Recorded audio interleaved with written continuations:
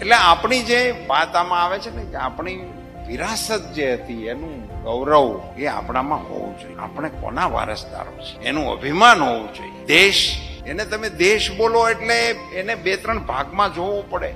એક આપણી ભૂગોળ હોય, એમાં નદીઓ હોય, પહાડો હોય, સરહદો હોય, દરિયો હોય, વન હોય, આ બધું હોય.